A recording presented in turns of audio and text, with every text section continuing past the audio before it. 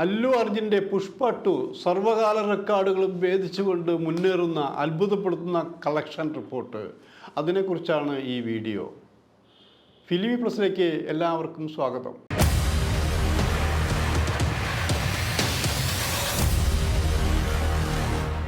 Pushpa 1 release ചെയ്തപ്പോൾ എത്ര പ്രാവശ്യം കൈയടിച്ചു, എത്ര പ്രാവശ്യം സിനിമ കണ്ടു എന്ന് നമുക്ക് തന്നെ പറയാൻ പറ്റില്ല. അത്രമാത്രം കണ്ടിട്ടുള്ളവരുണ്ട്. അതിൽ അല്ലുവിൻ്റെ നേരെ എതിരാളിയായി നിന്ന് നമ്മുടെ പ്രിയപ്പെട്ട ഫഹദ് ഫാസിലാണ്. അതിൽ വലിയ റോളല്ലെങ്കിലും ശരിക്കും അതിൽ കസറി ഇതുമാതിരി അഭിനയിക്കും, ഇതുമാതിരി ഒരു ക്രൂരനായി വില്ലനുണ്ടോ? അങ്ങനെ 2-3 തെലുങ്ക് സിനിമയിൽ ക്രൂരൻ വില്ലനായിട്ടാണ് ഫഹദ് ഫാസിൽ വന്നത്. അല്ലു അർജുനെ സംബന്ധിച്ചാൽ മലയാളത്തിലെ ഏറ്റവും കൂടുതൽ ഫാൻസുള്ള അല്ലു അർജുൻ്റെ പടം ഒരു പ്രാവശ്യമല്ല, പല പ്രാവശ്യം കാണുന്നവരാണ്. തീരെ ലാഗ് അടിക്കില്ല എന്നാണ്, തീരെ ലാഗ് ഉണ്ടാവില്ല. ആട്ട് പാട്ട് അടി ഇടി ബഹളം അത്ഭുതങ്ങൾ ഇതൊക്കെ നിറഞ്ഞിട്ടുള്ളതാണത്. അപ്പോൾ അതുകൊണ്ടാണല്ലോ പുഷ്പ ഒരു കമേഴ്ഷ്യൽ സിനിമയായിട്ട് പോലും അല്ലു അർജുൻ്റെ ദേശീയ അവാർഡ്, ഏറ്റവും നല്ല നടനുള്ള അവാർഡ് നേടി. അന്ന് ചിലരൊക്കെ പറഞ്ഞു, എന്താ ദേശീയ അവാർഡ്, ഇത്തരം പടങ്ങൾക്കും ദേശീയ അവാർഡ് കിട്ടുന്നുണ്ടല്ലോ അല്ലേ, ആ അവാർഡിൻ്റെ വില ഇടിഞ്ഞു തുടങ്ങിയോ എന്നൊക്കെ പരിഹസിച്ചിട്ടുണ്ടായിരുന്നു. അത് ശരിയായാലും തെറ്റായാലും അല്ലുവിന് അതിൻ്റെ അവാർഡ് കിട്ടി. പക്ഷേ ഈ പടത്തിൻ്റെ 2ാം ഭാഗം വരുമ്പോൾ എന്താ സ്ഥിതി? ഇതിലെ രശ്മിക മന്ദാനയാണ് ഇതിൽ നായിക നിൽക്കണം. ആ മന്ദാനം പറയുന്നത് വെച്ചാൽ ആദ്യത്തേന് അല്ലുവിന് അവാർഡ് കിട്ടി, ഇതിലെനിക്ക് ഇന്ത്യയിലെ ഏറ്റവും നല്ല നടിക്കുള്ള അവാർഡ് കിട്ടുമെന്നാണ് അവർ പറയുന്നത്. കിട്ടും എന്നുള്ള കാര്യം സംശയമൊന്നുമില്ല. കാരണം ഭരണസിരാ കേന്ദ്രം വിചാരിച്ചാൽ എന്താണ് നടക്കാത്തത്, അത് അവർക്ക് കിട്ടട്ടെ. ഇവിടുത്തെ പ്രശ്നം ഈ സിനിമയുടെ പ്രത്യേകതയാണെന്ന് ആലോചിക്കണം. ഈ സിനിമ ഡിസംബർ 5-നാണ് റിലീസ് ചെയ്യുന്നത്. ഡിസംബർ 5-ന് 6 ഭാഷകളിലാണ് ചെയ്യുന്നത്. കേരളത്തിൽ മൊത്തത്തിൽ ഒരു 12,000 തിയേറ്ററുകളിൽ ഒറ്റയടിക്ക് ഈ സിനിമ റിലീസ് ചെയ്യുന്നതായിരിക്കണം. 12,000 തിയേറ്റർ റിലീസ് ചെയ്യുമ്പോൾ ഇപ്പോൾ തന്നെ വിൽപ്പന രീതിയിൽ 1,000 കോടിയിൽ പരം രൂപ കളക്ട് ചെയ്ത് കഴിഞ്ഞു ഇതിൻ്റെ കച്ചവട രീതിയിൽ നിന്ന് ആലോചിക്കണം. മാത്രമല്ല ഫാൻസിന് കുറേ ടിക്കറ്റ് ഒരു മാസം മുമ്പ് തന്നെ ഫാൻസിൻ്റെ ടിക്കറ്റ് എല്ലാം ക്ലോസ് ചെയ്ത് കഴിഞ്ഞിട്ടുണ്ട്. ഇതിൽ ടിക്കറ്റ് വിലയോ അതാണ് നമ്മൾ ആലോചിക്കും, ഒരു ടിക്കറ്റിന് ഇപ്പം എന്താ വില? 500 രൂപ മുതലാണ് ഇതിൻ്റെ ടിക്കറ്റിൻ്റെ വില. എത്ര? 3,000 വരെ എന്നാലോചിക്കണം. അപ്പോൾ നിങ്ങൾ കണക്കൂട്ടി വയ്ക്കാൻ 5,000 രൂപ മുതൽ 3,000 രൂപ കൊടുത്തിട്ടാണ് ടിക്കറ്റ് വാങ്ങുമ്പോൾ എങ്കിൽ അങ്ങനെയുള്ളൊരു ടിക്കറ്റ് വാങ്ങാൻ പാടുണ്ടോ, വിൽക്കാൻ പാടുള്ളൂ? ആ ചോദ്യം വേറെ. ഇവിടെ ബ്ലാക്കിൽ നമ്മൾ സിനിമ കാണാൻ മുമ്പ് ടിക്കറ്റ് മേടിക്കാറുണ്ടില്ലേ? 100 പേരെ ടിക്കറ്റിന് 500, 1000 പേരെ വെച്ച് നമ്മൾ സിനിമ കണ്ടിട്ടുള്ള ആൾക്കാരാണത്. അപ്പോൾ ഈ സ്ഥിതി ഇങ്ങനെയാണ്. ഇങ്ങനെ പോവുകയാണെങ്കിൽ ഇതെങ്ങനെ പിടിച്ചാൽ കിട്ടും?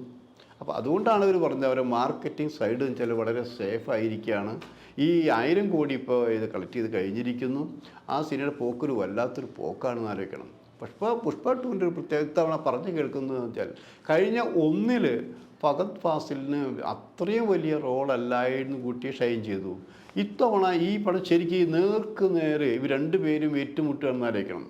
അപ്പോൾ വില്ലൻ എന്ന രീതിയിൽ തന്നെ ഫഹദിന് കുറേയും കൂടി വലിയ ഇമേജാണ് കൊടുക്കാൻ പോകുന്നത്. അതായത് സിനിമയുടെ തുടക്കം മുതൽ അവസാനം വരെ ഈ 2 വലിയ കഥാപാത്രങ്ങളിൽ കൂടിയായിരിക്കും കൊണ്ടുപോകുന്നത് എന്നാണ് പറഞ്ഞു കേൾക്കുന്നത്. കഥ ആരും പറഞ്ഞിട്ടില്ല, കഥ പറയില്ലല്ലോ ഇപ്പോൾ. കാരണം തിയേറ്ററിലേക്ക് 5-ാം തീയതി പോയി തിയേറ്ററിൽ കണ്ട് നമ്മൾ കൈയടിക്കണം എന്നാണ് പറയുന്നത്. അങ്ങനെ എത്ര പ്രാവശ്യം കൈയടിക്കേണ്ടി വരും എന്ന് ആലോചിക്കുന്നത്. അപ്പോൾ ഇത് സിനിമയുടെ ട്രെൻഡ് മാറി തുടങ്ങിയിരിക്കുന്നത്. സിനിമ മാറണമെന്ന് പറയുമ്പോൾ തന്നെ ചില നടന്മാരുടെ, ചില ഭാഷക്കാരുടെ സിനിമയ്ക്ക് വലിയ മാറ്റങ്ങളൊന്നും വരുന്നില്ല എന്ന് പറഞ്ഞേക്കാം. വലിയ മാറ്റങ്ങൾ വരുന്നില്ല എന്ന് വെച്ചാൽ NT രാമറാവുവിൻ്റെ കാലം തൊട്ടുള്ള സിനിമയിൽ ചേഞ്ച് എത്രയോ വന്നിരിക്കുന്നില്ലേ? ഭക്തിപുരാണ സിനിമകൾ ഒരു കാലഘട്ടത്തെ തെലുങ്ക് സിനിമയെ കീഴടക്കിയെങ്കിൽ ഇപ്പം അതിനൊക്കെ മാറ്റം വന്നിരിക്കുന്നു. ഓരോ തലമുറ മാറി മാറി വരുമ്പോഴും അവരുടെ സിനിമ സ്റ്റൈൽ തന്നെ മാറി, ആസ്വാദന ശൈലി മാറി.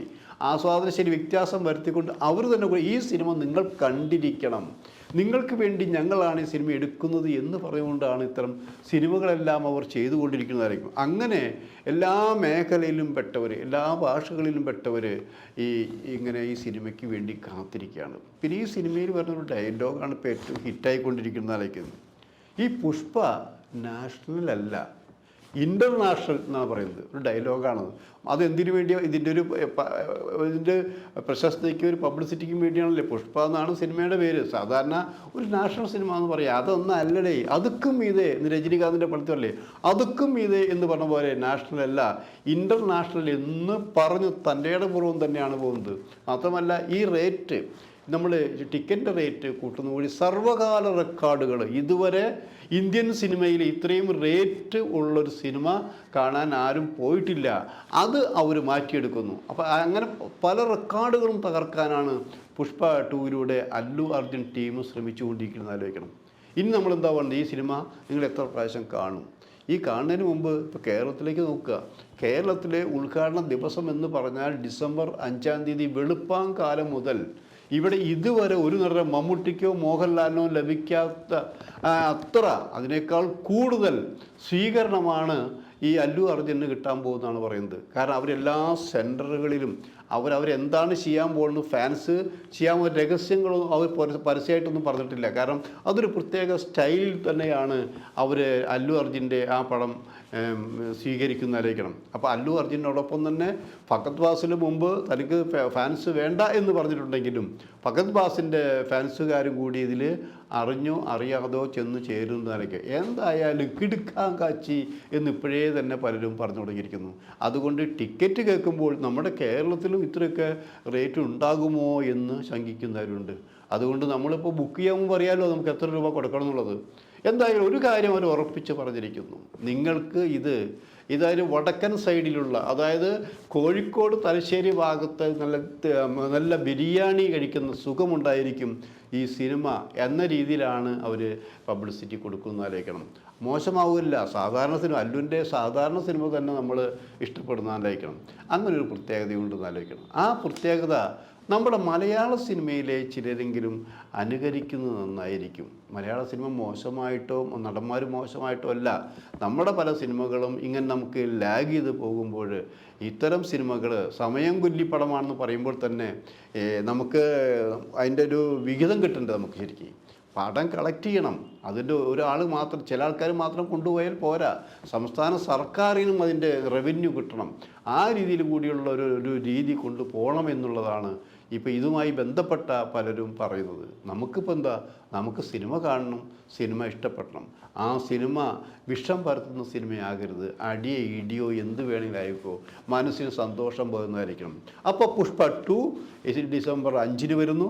അത് കഴിഞ്ഞ് ഇവർ പറയാൻ പോകുന്നത് പുഷ്പൻ്റെ ഒരു പരമ്പര തന്നെ ഉണ്ടായാൽ അത്ഭുതപ്പെടാനില്ല എന്നാണ് പറയുന്നത്.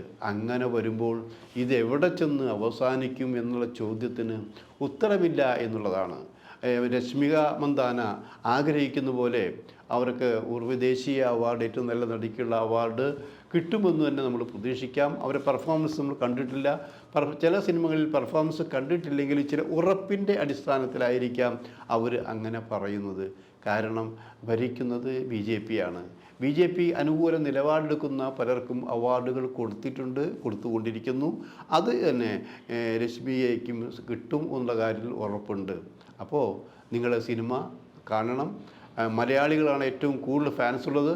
അപ്പോൾ ആ ധാരണ നമുക്ക് തകർക്കണ്ട. അപ്പോൾ സിനിമ എന്തായാലും കാണണം, അഭിപ്രായം പറയണം. അത് പൊളി സിനിമയാണെങ്കിലും അടിപൊളി സിനിമയാണെങ്കിലും നമ്മൾ ആ കാര്യം പറഞ്ഞേ മതിയാവൂ. ഒപ്പം എത്ര രൂപയാണ് ഇവിടെ ഏറ്റവും കൂടുതൽ മേടിക്കുന്നത് അതും നമ്മൾ അറിയണം, വേണ്ടേ?